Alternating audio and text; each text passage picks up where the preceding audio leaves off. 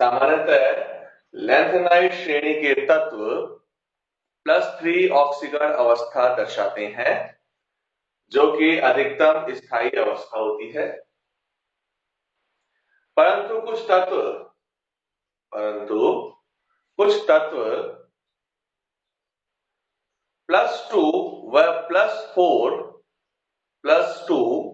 व +4 ऑक्सीकरण अवस्था भी दर्शाते हैं। +2 व +4 ऑक्सीकरण अवस्था भी दर्शाते हैं, क्योंकि इन ऑक्सीकरण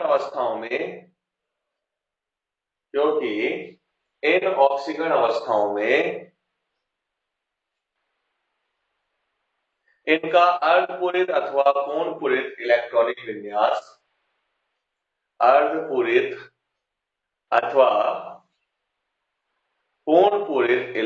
विन्यास होता है।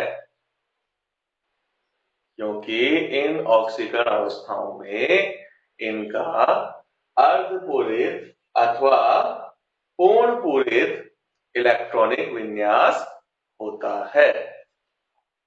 एग्जाम्पल देखो, सीरियम जो है वो +4 ऑक्सीकरण अवस्था दर्शा रहा है। ठीक है, सीरियम का इलेक्ट्रॉन विन्यास होता है 4f2 5d0 6s2। ठीक, 4 इलेक्ट्रॉन निकल गए 2s से 2f से, तो क्या बन गया? सीरियम +4, जिनॉन जैसा विन्यास हो गया। टर्बियम है, ये भी +4 ऑक्सीकरण अवस्था दर्शाता है, क्योंकि जैसे 4 इलेक्ट्रॉन निकल गया 2s से और 2f से, तो ये क्या हो गया? अपने पास अर्धपूरित विन्यास हो गया। यूरोपियम +2 ऑक्सीकरण अवस्था, 2 इलेक्ट्रॉन निकलते, इसका भी क्या हो गया? अर्धपूरित विन्यास हो गया।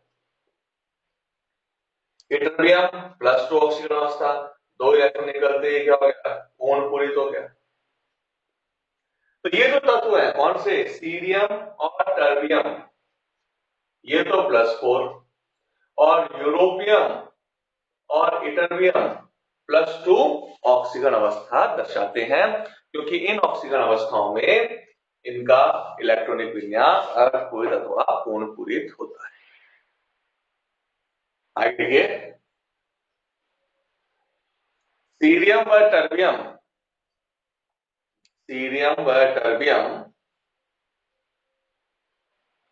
+4 ऑक्सीकरण अवस्था में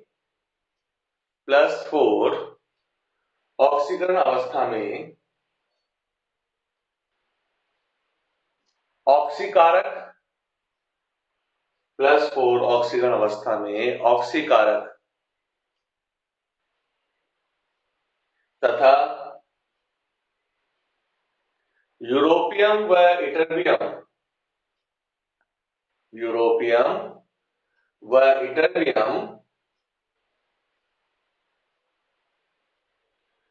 +2 ऑक्सीकरण अवस्था में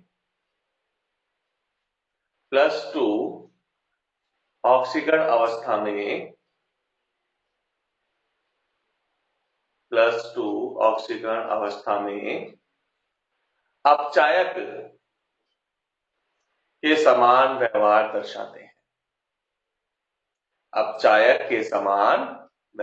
दर्शाते हैं। तो सीरियम और टर्बियम तो क्या है? ऑक्सीकारक, और ये दोनों क्या है अपने पास? अपचायक है। ठीक है ना? तो ये हो गया अपने पास ऑक्सीकरण अवस्था। अब देखिए परमाणुीय त्रिज्या।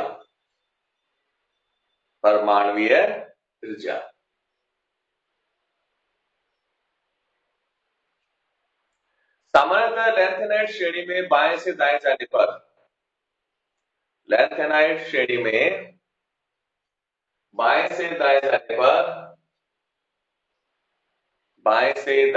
पर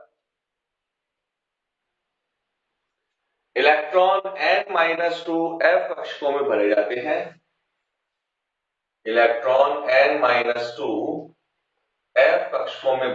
हैं। जो नाभिक के अधिक समीप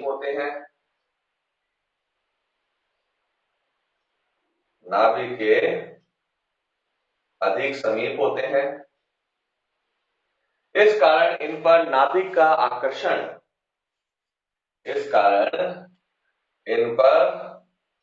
नाभिक का आकर्षण अधिक होता है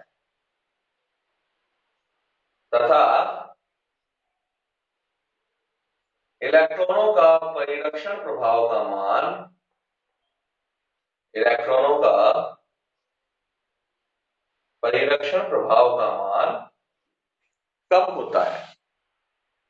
इलेक्ट्रॉनों का परिरक्षण प्रभाव का मान कम होता है, अतः परमाणुीय आकार में कमी आती है। परमाणुीय आकार में कमी आती है। बाएं से दाएं जाने पर बाएं से दाएं जाने पर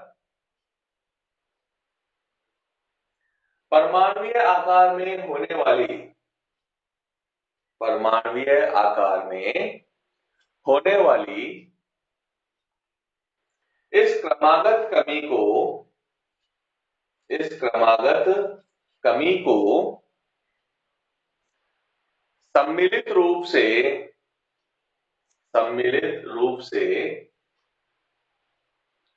लैंथेनाइड संकुचन कहते हैं। सम्मिलित रूप से लैंथेनाइड संकुचन कहते हैं। ठीक है, देखो इनमें इलेक्ट्रॉन क्या होता है, n-2 f कक्षा में बढ़ जाता है, ये n-2 है और ये बाह्यतम कोश है, इसमें 2 इलेक्ट्रॉन है ns के। परिरक्षण प्रभाव क्या होता है, आंतरिक कोश के इलेक्ट्रॉनों के द्वारा बाह्यतम कोश के इलेक्ट्रॉन में लगने वाला प्रतिकर्षण। तो अब इलेक्ट्रॉन तो किसमें बढ़ रहे हैं, n-2 में, जो नाभिक के पास में। तो एक तो क्या करेगा, नाभिक को प्रबलता से अपनी तरफ आकर्षित करेगा क्योंकि इनकी बीच दूरी कम है। और जब आकर्षण बढ़ जाएगा तो इन इलेक्ट्रॉनों का बाह्यतम कोश पे के इलेक्ट्रॉनों पर प्रतिकर्षण का मान क्या होगा, कम होगा, जिसको कहते हैं परिरक्षण प्रभाव। तो n-2 f कोश में जो इलेक्ट्रॉन है उनका परिरक्षण प्रभाव तो क्या हो गया, कम हो गया, और नाभिक का आकर्षण क्या हो गया, ज्यादा हो गया। तो हमें पता है कि नाभिक का आकर्षण बढ़ता है तो परमाणु आकार में क्या होती है, कमी होती है। तो बाएं से दाएं चलते हैं तो लगातार अपने पास क्या है, नाभिक आकार बढ़ता जाएगा, परमाणु आकार में कमी आती है। और ये जो परमाणु आकार में कमी हो रही है लगातार तत्वों के अंदर, उसको सम्मिलित रूप से क्या कहते हैं, लैंथेनाइड संकुचन कहते हैं। ठीक है, फिर अगला पॉइंट लिखो, लैंथेनाइड संकुचन के प्रभाव। लैंथेनाइड संकुचन के प्रभाव, फर्स्ट पॉइंट 4D संक्रमण श्रेणी व लैंथेनाइड तत्व के बाद में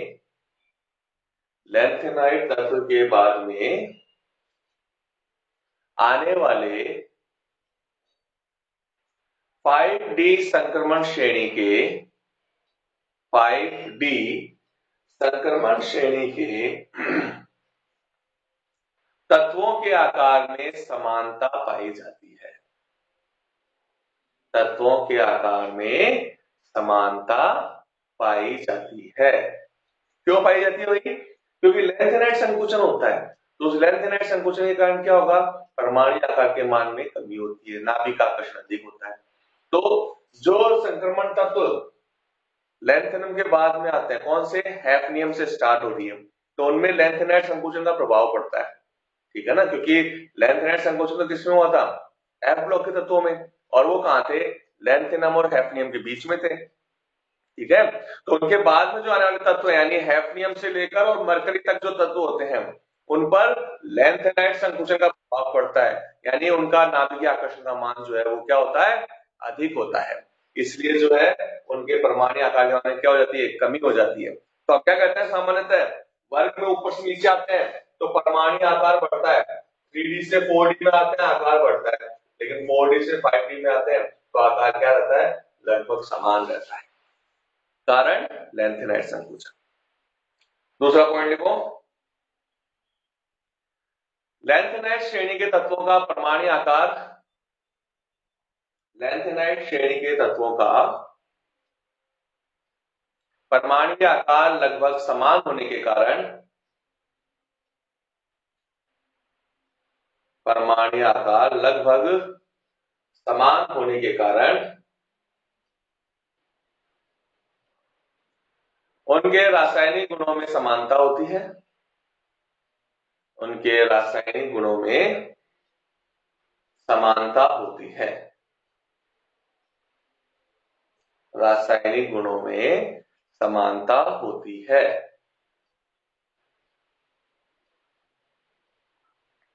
इस कारण उन्हें आसानी से पृथक नहीं किया जा सकता। आसानी से पृथक नहीं किया जा सकता। थर्ड पॉइंट लिखो। आवर्त में बाएं से दाएं जाने पर, आवर्त में बाएं से दाएं जाने पर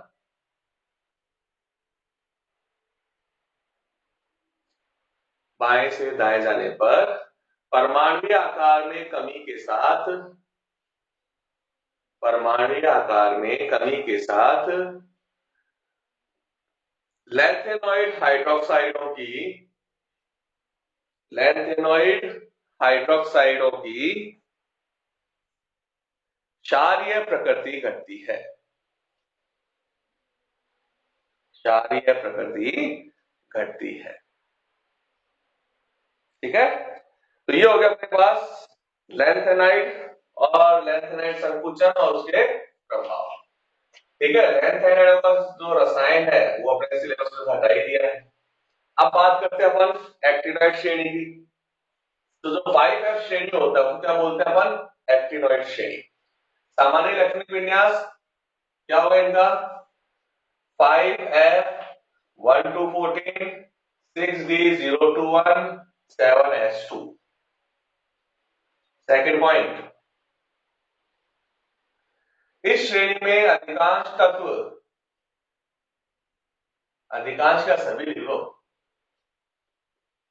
सभी तत्व रेडियो एक्टिव होते हैं। रेडियो एक्टिव होते हैं। यूरेनियम के पश्चात आने वाले तत्वों को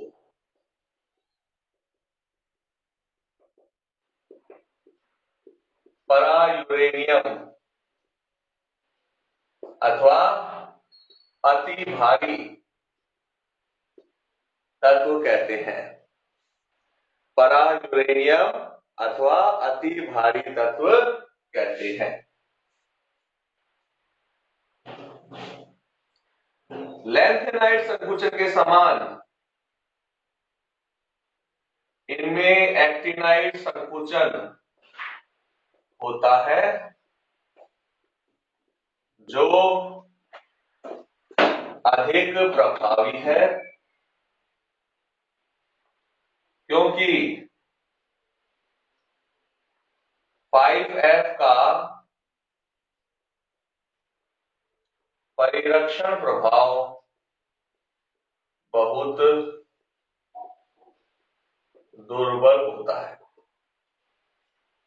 ठीक है, 5F का परिरक्षण प्रभाव बहुत दुर्बल होता है। यह +3 ऑक्सीजन अवस्था के साथ साथ +4, +5, +6 व +7 ऑक्सीजन अवस्था भी दर्शाते। ठीक है भाई, तो ये हो गया अपने पास एक्टिनाइड श्रेणी के जो मुख्य मुख्य गुण हैं वो आप लोगों को बता दिया मैंने कि एक्टिनाइड श्रेणी के क्या गुण होते हैं। एक्टिनाइड श्रेणी बहुत डिटेल में नहीं है। लैंथेनाइड और एक्टिनाइड का जो तुलना है वो भी अपने सिलेबस में नहीं है, हटा दिया है। लेकिन आप बुक में से इनके उपयोग जो है वो आप जरूर पढ़ेंगे क्योंकि एग्जाम में आ सकते हैं उपयोग। ठीक है।